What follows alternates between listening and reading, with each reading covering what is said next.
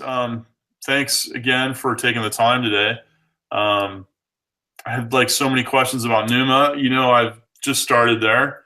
20, I think it's 20 days, 21 days. This Friday will be my third week. Awesome. So, and I feel I'm about 80% done with Nick's first class, basically. Sweet. So it's Awesome. really cool. So I wanted to, there's so many questions, but so you're the co-founder, and what happened with Numa? Like, how did you decide? hmm Because studying alone does suck. How did you decide though to come up with Numa? hmm Like, what happened that made you decide to do that? Right. So the genesis of Numa, Hmm. uh, it dates back about 2 years ago. Hmm. For me anyway. So Andrew, he's my co-founder. Yeah. We've been friends since the sixth grade. We go way back. Wow. And That's yeah, great. we both went to USC Mhm. in LA, and we both went to business school. Um, Oh, yeah, and then yeah, we both got jobs after school, but I think we both kind of came to a point where we had a deeper desire yeah. for, uh, and for both of us, I think it was a creative and entrepreneurial desire to create something, and to just be a part of this a really exciting new possibility now Yeah. that we all have to create something that people really need, and Mhm. to do that from a place of like you can really create something from your heart that you feel like people really need, that you feel really passionate about and care about, Yeah. and create that and put that out into the world. And so I think both of us being really inspired by that and excited by that possibility, of Hmm. living in this generation, felt called to that direction in life. Sure. And I've been very entrepreneurial for pretty much my entire life, and just starting little businesses and Yeah. always creating things. And for me, one limitation was uh, all throughout college, that creative and entrepreneurial desire was channeled through like tech startups. I would build apps. I'd be in Mhm. hackathons. I took an app through an incubator at one point, and one thing that always felt sort of like limiting to me was not being able to code. Yeah. It felt like I Oh, so had. you didn't Mhm. actually code those at first. You found programmers and that. That's correct. Yeah. So it was always collaborative. All right. Yeah. So I was sort of more of the business Oh, okay. vision product person. And then I would have this other collaborator who was the technical uh, part of the brain. So yeah, so that was the case. Now I had always wanted to code. I mean, I think deep down, every person who's a creative who, wants to be able to do it themselves too, you know? Yeah, and I think we have a lot of similarities that way. I agree. Yeah, and that's true whether it's music, whether it's software, whether it's film. Like if you're yeah, Yeah. you wanted to. It's all about how do you express it, and when you have the language to express your idea or what you want to say to the world, then then you can actually get it out. But if you can't, then you really have to collaborate with someone, and even just finding someone to collaborate with that Hmm. is I a agree. good person to collaborate with is almost like marriage. It's almost so hard to find the person that you Finding the can. right partner, business partner, is key. Yeah, totally. Yeah. Yeah. And so in any case, it just felt like being in our early 20s, Uh, uh, at that point in our lives, it felt like learning to code could be such a game changing uh, you know thing to do, that seemed to have pretty much no downside. yeah. And so I think, probably both of us had slightly different reasons and motivations for doing it. But anyway, Andrew went first. So he really started to learn full time through online courses, and um, you know, really dedicated himself to that like full time. And then Sure. so he started to make quite a bit of progress that way. You for use like someone, Udemy, or was he using yeah, Udemy or that's one lynda.com? of them. Yeah. Yeah, but also just other independent teachers who had created Uh-huh. their own teaching businesses on the web. Right. Um, and so yeah, and so I think that was kind of the difference between when I was studying just a few years before that, Hmm. like in 2012, and then when he was studying, like in 2014. Um, Something had happened, which was in that short amount of time, all these people Yeah. came out with these courses, and this is really, really new. Like it was pretty nascent that these courses really started to become good, Yeah. um, and reach a kind of maturity. And then, mm, so all of a sudden, it went from me having to read through Apple's documentation, which was like hieroglyphics to me, um, to just struggling away on Codecademy. Yeah. As great as it is, I always felt like there was something that was still holding me back. And I think, to be honest with you, I think half of it was just me, Yeah. like me not That's what being you at. feel. Yeah, that's what you're feeling. Okay. Yeah, and I don't mean to say like, oh, blame the tools, blame the companies behind these things, blame the products, like they weren't good enough. I Yeah. think that to some extent, half of it at least is who I am bringing and what I'm bringing to it, my work ethic, my commitment, my ability and skill of learning. Like all these things are also really important too. What foundation do I have coming into these things, right? So yeah, just to be clear as a side note. But anyway, getting back to your question, um, as we started to learn these things, so there's a pretty pivotal day. I remember still, it was December 29th, 2014. Uh-huh. And this was the day that Andrew was at his house, and he kind of challenged me to take this course by this guy named Nick Walter. It was on Udemy, and it was called "How to Make a Freaking iPhone I App." love it. It's great. Nick. So I decided, all right. I was like, all right, bring it. Let me try this out. Let me see Yeah. what's so special about this course. I did it, and then within like in less than 24 hours, I want to say within a 12-hour span, I was able to kind of learn the basics of Xcode, at least how to poke my way around, and then also from that, be able to I created a calculator. Uh-huh. It was a tip calculator, Sure. really simple, terribly embarrassing to look at, but it It worked. was your own And app. It was your app, though. Your own. right, Yeah, you made it, so that's great. and it's probably like the least impressive thing to someone who works at Google or Facebook. It's laughable, but for me, it was really significant because um, a day before that, if you asked me, I would have told you I probably won't never really learn to code. Like I don't think it's going to happen for me. It's not really meant to be. I've tried and failed so many times. Why should I believe that I can do it again? Yeah. And then flash forward 24 hours, and my app is on my phone, and I'm just giddy. I'm like, Yeah. the heavens have opened up. And I think there was from that moment there was three things that happened. Number one, I felt like I could now learn anything. Uh-huh. If I brought the time, if I put my mind to it, I felt like whether it's programming or music production or video production, any creative skill, online marketing, um, Yeah. I felt like the rules of the game have changed. We live in a world and a system now where the knowledge is there. It's, can you go get it, and how do you learn it and internalize that into your brain, and then finally, how do you express that out in some way that is meaningful, or right? Yeah, Share with people, and yeah. right. But then the knowledge is no longer secret. It's not closed behind an institution like a university. It's now Exactly. open. I love that. Yeah.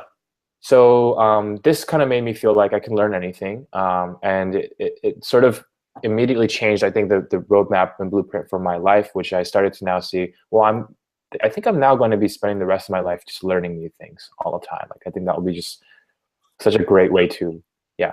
So that was number one. Number two was, wow, if I can learn anything, then if this is true for me, this is true for anybody.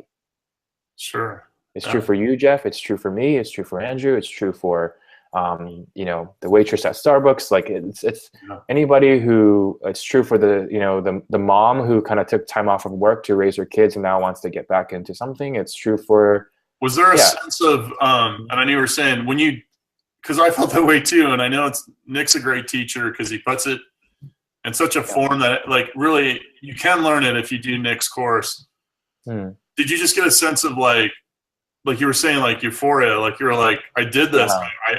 I now I understand. I can actually code. It's amazing, right? And Yeah. I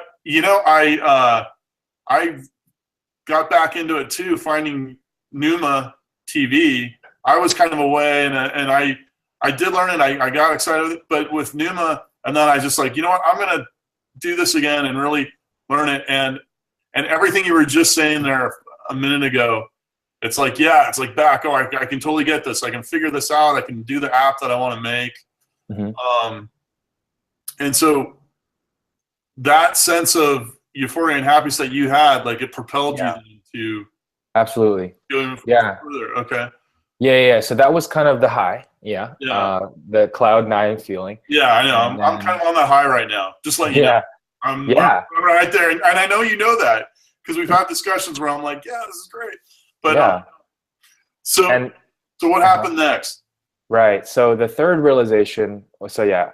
And by the way, I was having, 1,000 conversations like at the time with different friends who were, kind of took this path in life that they're, from a young age, their parents told them, you have to get good grades so you can go to a good college. And once you go to a good college, you can,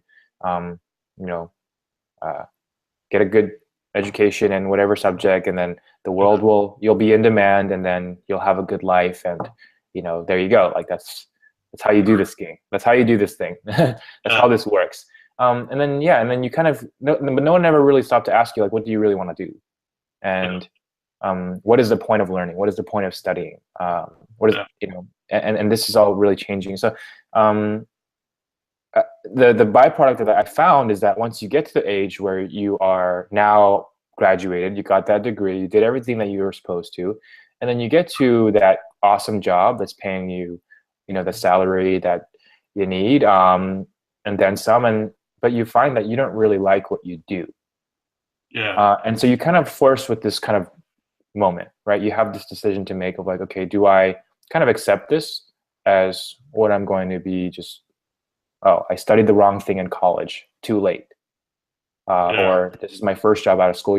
And I guess my point is like, you don't have to be confined to that. But I was having so many conversations with friends who felt like their kind of soul was being sucked out. These are the same friends who a year ago were really excited and ambitious about all these ideas. And so genuinely creative, passionate people. And I look at them a year later and they're kind of like not happy, and so I just, feeling like, man, there is this part of you, you're in your soul, there is something that really makes you feel alive when you do this. And you've probably known since you were 4 that you do.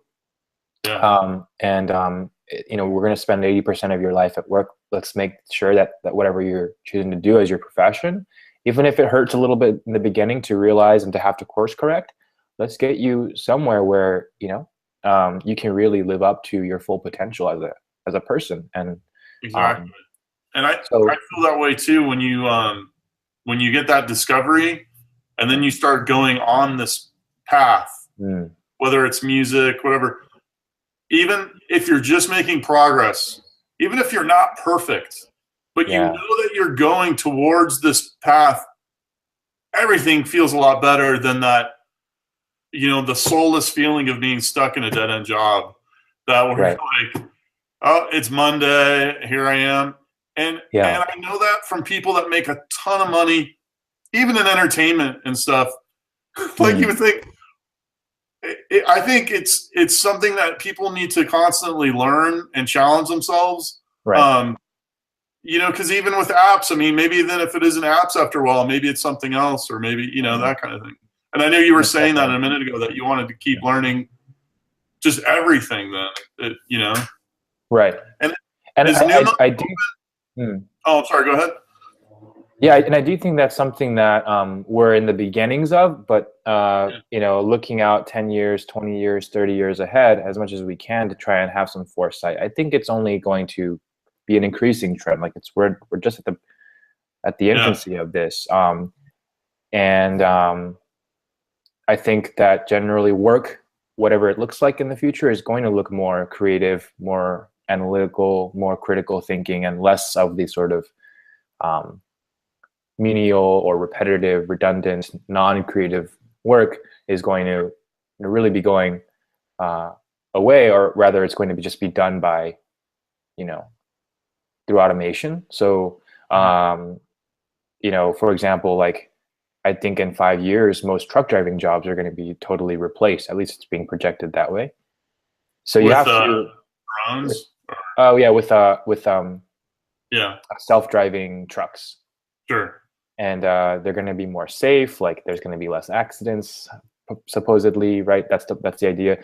And so you have to imagine, like, that's actually, truck driving is one of the most popular jobs in America. And what are those people going to do after that? You know, so there is this kind of displacement, and people are going to have to move and try to find something different. And when the only really, yeah.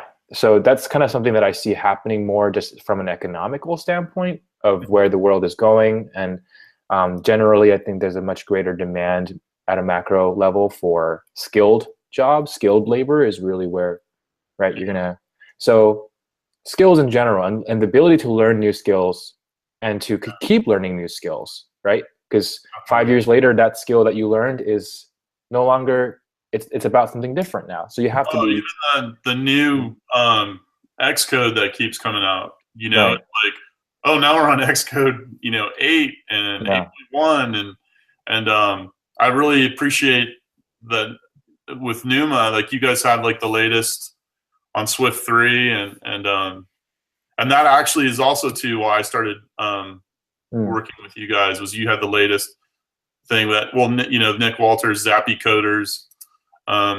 Right. Anyway, so you're right. Everything you just said, I mean, I've lived it even in the last couple of years. I feel that way too. And I think that the computers are going to change. We're really learning the iOS coding that we're learning now will be for everything, even desktop and that, because you're going to want a touch screen. You're going to want to be able to swipe. Just like you do on your iPad and your phone now on your desktop. Right. We're already seeing with the Microsoft Surface and that. So yeah, and there's a whole lot of debate about, you know, what should be learned specifically. Like, is it wise to learn this thing, or is it going to be outdated in 3? Like, so there's like that can be argued and debated, and the truth is that no one really knows for sure. But what I think is persistently valuable in the midst of all of that is the fact that you are learning how to learn. Yeah. As a part of that process. So yeah.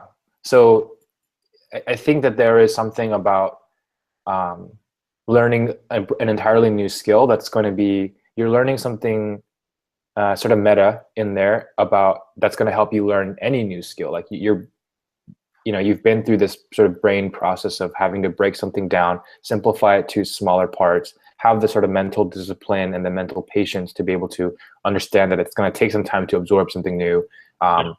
You know, sort of leading your brain to be able to internalize a new concept and challenge yourself. Like these are all habits. These are all decisions that someone has to make in the process of, you know, trying to really learn something new. And that in and of itself is a skill, is essentially what I'm saying. So even if you learned Xcode, whatever, and then 3 years later it was like, like should learn this new thing. Well, you know, that process allowed you to have the confidence to go and tackle a whole new thing. So yeah, I've seen that with even with some of the other programs in the creative field with Adobe. You know, it's like if you tackle Photoshop, you've got a pretty good sense of Illustrator. Yeah, you're exactly. even Adobe After Effects, and for me, like video editing, a lot of if you used one nonlinear editing system, you're going to be pretty good with the next one. And yeah, it's a whole universe, right? And they're all kind of, and the knowledge is compounding. Like once you know Photoshop, yes, yeah. Yes. Well, I realized I went off on a tangent. You were explaining then how you got to, you got to this point, and then right. And then you created Numa. Okay, so what? I didn't mean to interrupt your story, and I apologize. Okay. What happened?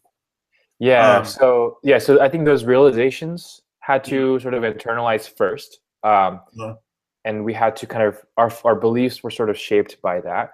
And then the third thing, the final thing that kind of led to this all was okay, yeah, online learning is so exciting. I mean, there's so much promise in that. It has so much significance, but at the same time, it's still quite early, and it's only going to get better. It only needs to be improved. And so we started to quickly as we started to praise its strengths, we started to also notice very quickly its limitations and where it fell short. So one of those things was the sort of platforms that we were using to learn all seemed to sort of fit under the same paradigm of how a user should learn. And it seems to be that all of these products that are currently most popular are proposing that a user learns this complicated new subject simply by watching these videos on their own. Yeah, exactly. And then just following per route, like 1, 2, 3, and checking it off the list. And then you're like, okay, well, I did all these tutorials. Do I really know this now? I mean, yeah. And there's this question of what do you do when you get stuck? Who do you ask for help? I think there's that. The forum boards kind of work, kind of don't. For the most part, most of the boards that I've, they're not really, like, the questions don't really go answered, and if they do, it's only so surface level, and it took 3 days to get a response. During that time, maybe I think a lot of people just fall off. So those are some of the areas of improvement that we noticed. But I think underlying that at its core is that it's this, like, everyone that you see on one of these platforms, typically, what do you see them? They're sitting in front of a laptop by themselves, and never really interacting with another human being in a really meaningful way or a sustained way. So we felt like, well, it's kind of weird. Like, we just kind of human beings have been learning in this kind of blended way. Like, you study the book at home, sure. Like, you have to self-study at certain points. It's just more, you got to focus, right? But there's also peers. Like, you have other classmates that are bouncing ideas off of you. You have a teacher who's going to challenge you and provoke you and inspire you, or you can go to them to ask for guidance, right? And so your TA, exactly. So to remove all those things, and just say, like, just do that self part, and there you go. Like, that good luck. It felt like it felt like that was what was missing, the human interaction. And so with that as kind of our fundamental thesis, like, if we can bring that human element to what's already working great, which we love and has inspired us and has changed our lives, then isn't that sort of the next obvious evolution of online learning? It's kind of like as though the first generation of companies, their sort of purpose was to get all the content on the web, to get this conversation even started to a place where all these ideas are reality. So you got to really, give it up to them for doing that. But I think the second generation, the next evolution is, okay, well, we've got the content now. How do we create the right consumption experience around the content? How do we take this content in the right way? Like, in the context of a community, certainly makes more sense. Which is not. It is. It's genius in its own way. It's great. So that's the sort of the thinking that led us to it, and then I guess, like, the story goes like this. Like we both felt like the limitations of online learning, so we went to both ended up in some way or another at a coding boot camp. So these are a pretty new big trend as well, answering to the overwhelming demand for coding, knowledge. All these coding boot camps, which go from anywhere from $10,000 to $20,000 in some cases, kind of like the price of a car, for a 3-month boot camp crash course experience where you're going to learn a lot of like the industry best practices and whatnot. But not everyone can do that. If you're working, or it's just a lot of money. Let's say you already have $80,000 or $100,000 in student loans. Here's another $20,000. And in my generation, especially, like the student loans is has been an issue, and so we're kind of at this point where it's like, dang, I really want to go for it, but the online learning just doesn't seem to work. I think I've seen numbers saying around 90% of people who start the online courses never really finish. 50% of people who buy a course never start. And then you have on the other end of the spectrum, okay, if I really want to do it, I have to pay $15,000 and go commit 3 months of my life to doing this. And you know what I mean? So it's like you have these really polar opposites. And so we say, okay, well, how can we kind of get the best of both worlds? Like coding bootcamp is nice because you got people, you've got other students, you've got an environment, you've got this culture set up to help you get successful. And then the online learning is great because it's so affordable and it really takes advantage of what the web is great at. So how can we bring some of those two things together and create an affordable online learning solution that has like all of the best parts of the human kind of. And so that's why we really chose face-to-face as